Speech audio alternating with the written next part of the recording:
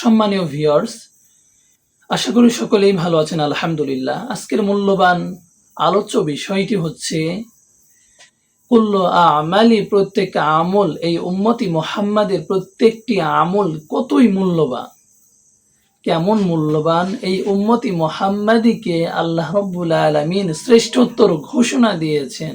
ঠিক তেমনি ভাবে কুল্লু আমাল, প্রত্যেক আমল আল্লাহ রাসূলের সাথে মিলিয়ে মিলিয়ে দেখা হবে। এই উম্মতের আমলগুলো আল্লাহ পাক তার প্রিয় হাবিবের আমলের সাথে মিলিয়ে দেখবেন, নামাজ সে পড়ছে আল্লাহ রাসূলের নামাজের মতো হয়েছে কিনা, এই আমলটা সে করছে আল্লাহ রাসূলের আমলের সাথে তার আমলটা ম্যাচিং করে কিনা।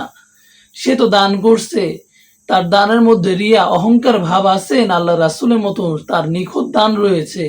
সে কেমন দান করছে, প্রতিটি কাজ আল্লাহ রাসূলের সাথে মিলিয়ে মিলিয়ে করা হবে।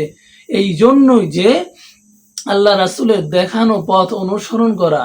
ফারিকুন ফিল জান্নাত ওয়া ফারিকুন ফিস সাঈদ, পথ থাকবে দুইটা, একটা হচ্ছে বামপন্থী আর একটা হচ্ছে ডানপন্থী। ফারিকুন ফিল জান্নাত, যে ডানপন্থী যাবে তার জন্য রয়েছে কি জান্নাত, ওয়া ফারিকুন ফিস সাঈদ, যে বামপন্থী যাবে, যে শয়তানের পথ অবলম্বন করবে, হোক না সে পথটা চাকচিক্যময়, কিন্তু সেই পথের ডেস্টিনেশন, গন্তব্য হবে কি জাহান্নাম। ম্যান ইজ মর্টাল, মানুষই হচ্ছে মরণশীল। যদিও সে তা জানে তবুও সে আমল করে না। আল্লাহ পাকের কাছে বিশেষ করে দোয়া এটাই, যেন আমাদের আমলের মধ্যে যেন আল্লাহ রাসূলের আমল যেন ম্যাচিং করে, আল্লাহ রাসূলের মনোভাব আমাদের মধ্যে যেন সাদৃশ্যপূর্ণ হয়, আল্লাহ রাসূলের ভালোবাসা যেন আমাদের মধ্যে তৈরি হয়। আমরা যেন আল্লাহ রাসূলকে ভালোবেসে তার প্রতিটি আমল, প্রতিটি কাজ করার জন্য অনুপ্রাণিত হয়। সেই জন্য আল্লাহ পাক আমাদেরকে কবুলিয়াত দান করুক। সকলে বলে আমিন সুম্মা আমিন।